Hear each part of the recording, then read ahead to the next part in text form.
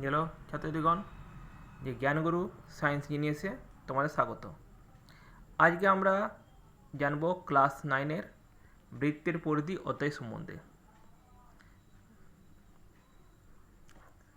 যে এই অধ্যায়ে আগে একটি ভিডিও আমি পোস্ট করেছিলাম, যেখানে কোষে দেখি 16-এর 4-এর দাগ পর্যন্ত অঙ্কগুলো হয়েছিল। আজকে 5-এর দাগ থেকে শুরু করব। তাহলে শুরু করা যাক। 5-এর দাগ অঙ্ক বলা আছে, একটি অর্ধবৃত্তাকার মাঠের পরিসীমা 108 মিটার হলে মাঠটির ব্যাসের দৈর্ঘ্য কত? তাহলে এখানে আমরা কী হচ্ছে, এখানে আমরা ধরে নিচ্ছি আগে যে মনে করি মাঠটির ব্যাসার্ধের দৈর্ঘ্য আর মিটার। তাহলে ব্যাসার্ধ যদি আর মিটার হয়, তাহলে মাঠটির পরিসীমা কত হবে? পাই আর প্লাস 2r মিটার, যেহেতু মাঠটি অর্ধবৃত্তাকার। তাহলে এখান থেকে এবারে আমরা আর কমনলি লিখছি, তাহলে আমাদের আসে পাই প্লাস 2 ইন্টু আর মিটার। এখন যেহেতু মাঠটির পরিসীমা আমাদের বলে দিচ্ছে আগেই 144 মিটার, তাহলে আমরা শর্ত অনুসারে পাচ্ছি পাই প্লাস 2 ইন্টু আর সমান 144। এরপর আমরা পায়ের মান বসে দিচ্ছি 22/7, তাহলে আমরা আসে 22/7 প্লাস 2 ইন্টু আর সমান 144। এরপর 22/7-এর সঙ্গে 2 যোগ করছি, তাহলে আমরা পাচ্ছি 22 প্লাস 14/7 ইন্টু আর সমান 144। তাহলে 22 আর 14 যোগ করলে আসে 36, তাহলে আমরা পাই 36 আর 7 সমান 144। তাহলে আর সমান কী হবে? 144 গুণিতক 36/7 উল্টে আসে ডান দিকে, তাহলে 7 36, 144 ও 36 কাটে যাচ্ছে, তাহলে 36 4 144 মানে 4 গুণিতক 7 সমান 28। তাহলে মাঠটির ব্যাসের দৈর্ঘ্য পাচ্ছি, যেহেতু ব্যাসার্ধ হচ্ছে 28 মিটার, তাহলে ব্যাস হবে 2r সমান ব্যাসার্ধের দ্বিগুণ, তাহলে 28 গুণিতক 2 সমান 56 মিটার। ওই 6 দাগের অঙ্ক। 6 দাগের অঙ্কে আমাদের বলা হচ্ছে, একটি চাকার পরিধি ও ব্যাসের দৈর্ঘ্যের অন্তর 75 সেমি হলে চাকার ব্যাসার্ধের দৈর্ঘ্য কত? আমরা জানি চাকার আকার হয় বৃত্তাকার, তার চাকার পরিধি মানে কি? সেই বৃত্তের পরিধি, আর ব্যাসের দৈর্ঘ্য মানে বৃত্তের ব্যাস, আর অন্ত মানে বিয়োগফল। বিয়োগফল বলেছি 75 সেমি। তাহলে এখানে আমাকে আমরা চাকার ব্যাসার্ধের দৈর্ঘ্য ধরে হচ্ছি আর সেমি, তার চাকার পরিধি হবে 2πr সেমি, আর ব্যাসের দৈর্ঘ্য হবে 2r সেমি। যেহেতু পরিধি ও ব্যাসের অন্তর বলেছি 75, তার 2πr মাইনাস 2r সমান 75। এরপর এখানে আমরা পায়ের মান বসে দিচ্ছি 22/7, তার 2 গুণিতক 22/7 গুণিতক আর মাইনাস 2r সমান 75। তো 2 আর 22/7 গুণ করছি, তাহলে আমরা পাচ্ছি 44/7 ইন্টু আর মানে 44r/7 মাইনাস 2r সমান 75। 44r/7 থেকে 2 আর বিয়োগ করছি, তাহলে আমরা পাই 44r মাইনাস 14r/7 সমান 75। তাহলে 44r থেকে 14r বিয়োগ করলে আসে 30r/7 সমান 75। তাহলে আর সমান আসে 75 গুণিতক 30/7 উল্টে আসে ডান দিকে, তাহলে 7 30। এটা 75 আর 30-এ কাটে যাচ্ছে, 15 5 72, 15 2 30, তাহলে 5 আর গুণিতক হবে 7/2। এবারে 5 আর 7-এর 2 গুণ করলে আসে 5 7 35/2 সমান 17.5 সেমি। তাহলে যেহেতু আর এর মান 17.5, তাই চাকার ব্যাসার্ধ দৈর্ঘ্য হচ্ছে 17.5 সেমি। এবার 7-এর দাগের অঙ্ক। 7-এর দাগের অঙ্ক দেখো আমাদের কী বলেছে, যে 28 মিটার ব্যাস বিশিষ্ট একটি বৃত্তাকার ট্র্যাকে পূজা ও জাকির একই জায়গা থেকে একই সময়ে প্রতিযোগিতা শুরু করে। পূজা যখন 4 পাক ঘুরে প্রতিযোগিতা শেষ করে, জাকির তখন 1 পাক পিছনে থাকে। তার প্রতিযোগিতাটি কত মিটারে ছিল ও পূজা জাকিরকে কত মিটারে পরাজিত করে? তাহলে এখানে আগে আমরা ধরে নিচ্ছি যে ট্র্যাকটির ব্যাসের দৈর্ঘ্য আমাদের বলে দিচ্ছি 28 মিটার, তাহলে এখানে আমরা আগে ট্র্যাকটির ব্যাসার্ধের দৈর্ঘ্য বার করে নিচ্ছি। সেটা হচ্ছে 28/2 মানে 14 মিটার। তো ট্র্যাকটি পরিধি হয় 2πr মানে 2 গুণিতক 22/7 গুণিতক আর এর মান 14, তাই 14 বসালাম। এবার 7 আর 14 কাটাই করলে আসে 7 2 14, তাহলে আমরা পাই 2 গুণিতক 22 গুণিতক 2 মানে 88 মিটার। ট্র্যাকটির পরিধি 88 মিটার, তার মানে কি ট্র্যাকটি যদি 1 পাক ঘোরা হয় তাহলে পথ যাওয়া যাচ্ছে 88 মিটার। তাহলে ট্র্যাকটি 1 পাক ঘুরলে পথ যাওয়া যাচ্ছে 88 মিটার। যেহেতু পূজা 4 পাক ঘুরে প্রতিযোগিতা শেষ করেছে, তার মানে প্রতিযোগিতাটা ছিল 4 পাকের, তার 4 পাক ঘুরলে পথ যাওয়া যাচ্ছে 88 গুণিতক 4 সমান 352 মিটার। তার মানে প্রতিযোগিতাটা ছিল 352 মিটারের। আর সেই সময় জাকির পূজা থেকে এক পাক পিছনে থাকে, তার মানে পূজা জাকিরকে পরাজিত করে এক পাকে, অর্থাৎ 88 মিটারে। এরপর আটের দাগের অঙ্ক। আটের দাগের অঙ্ক আমাদের বলা আছে যে আমাদের পাড়ার একটি পাতকুয়োর পরিধি 440 সেমি, আর ওই পাতকুয়োর চারধারে সমান চড়া একটি পাথরের পাড় আছে। বেদ সমেত পাতকুয়োর পরিধি 616 সেমি, তাহলে পাথরের পাড়টি কত সেমি চওড়া? তাহলে এখানে দেখো, এখানে যেটা হচ্ছে ভিতরে যেটা বৃত্ত দেখতে পাচ্ছ সেটা হচ্ছে শুধু পাতকুয়োটা, পাতকুয়োর যে পরিধি, আর বাইরের যেটা বৃত্ত সেটা হচ্ছে পাড় সমেত পাতকুয়োর পরিধি। তাহলে মধ্যেখানে জায়গাটা হচ্ছে পাথরের পাড়টি। আমাদেরকে কী বার করতে হবে? পাথরের পাড়টি কত চওড়া, অর্থাৎ মধ্যেখানে জায়গাটি কত চওড়া। তাহলে সেটা আমরা বার করি কী করে?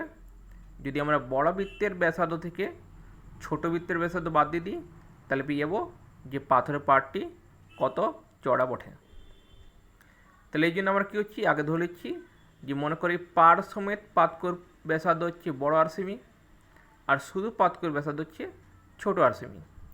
আমাদের বার করতে হবে তাহলে কী হচ্ছে, বড় আর মাইনাস ছোটো আর।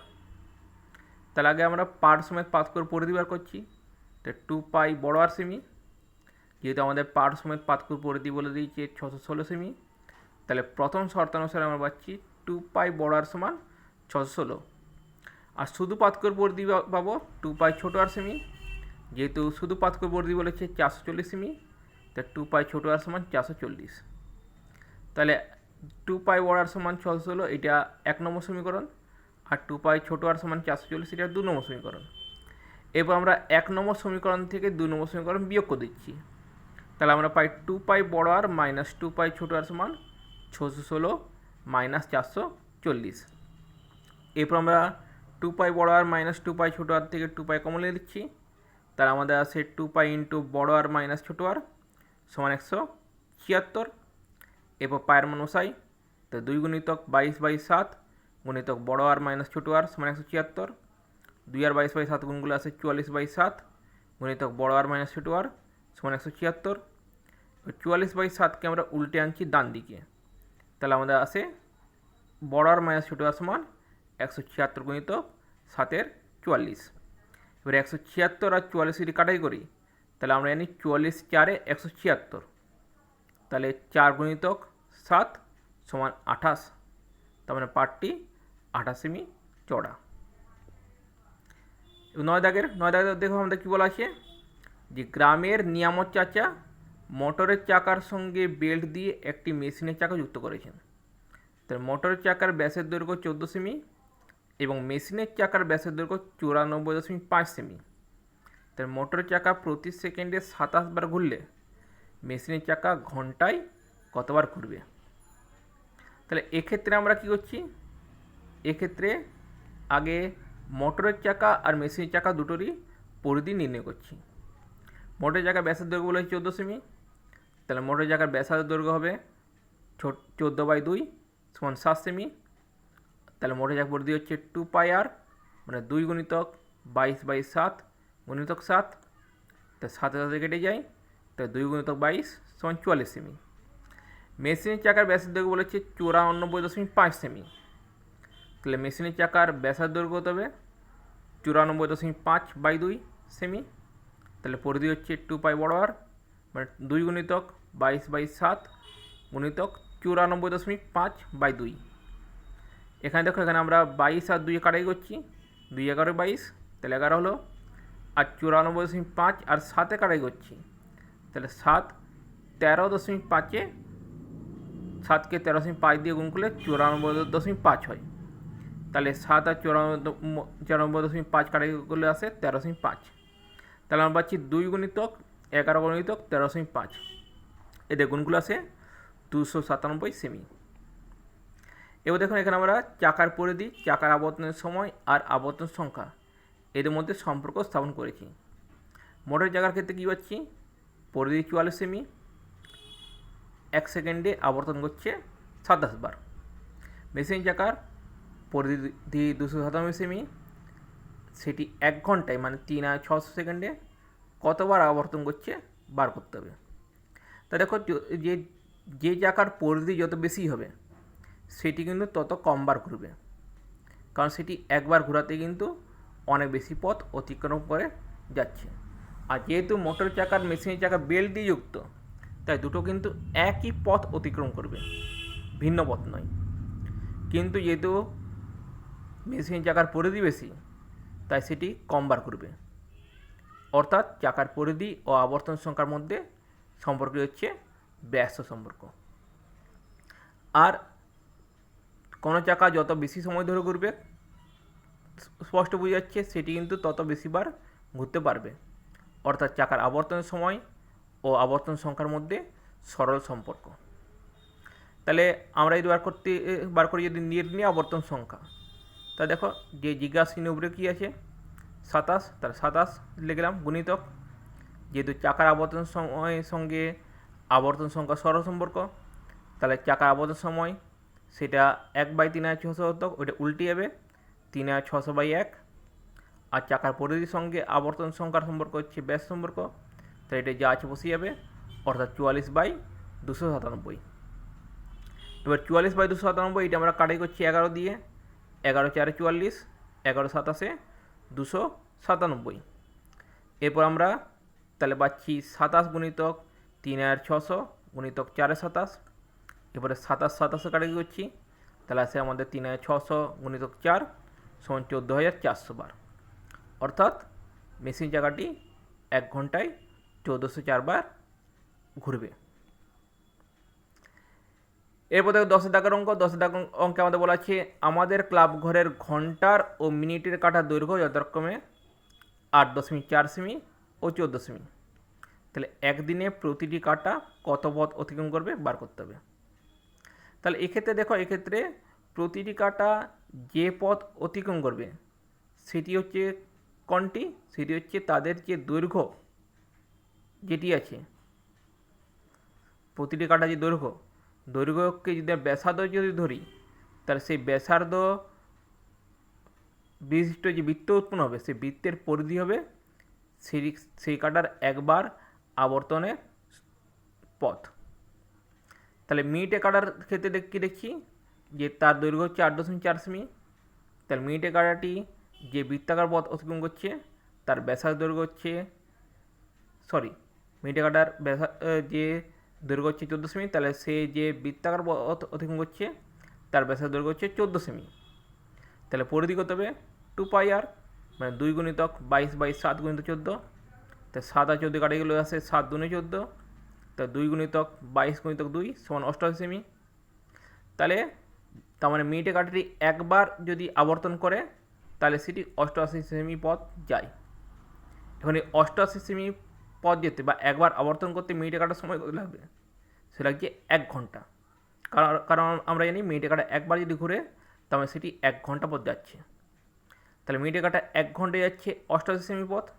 তাহলে আমাদের বার করতে হবে মিনিটে কাটা একদিন মানে 24 ঘন্টায় কত যায়, সেটা হচ্ছে 88 গুণিতক 24 মানে 2112 সেমি পথ। ঘন্টা কাটার ক্ষেত্রে একই হবে, সেটি যে বৃত্তাকার পথ অতিক্রম করে তার ব্যাসার্ধ দৈর্ঘ্য হচ্ছে 8.4 সেমি। তাহলে পরিধি হচ্ছে 2πr, মানে 2 গুণিতক 22/7 গুণিতক 8.4। 7 আর 8.4 কাটে যাচ্ছে, তাহলে হয় 1.2।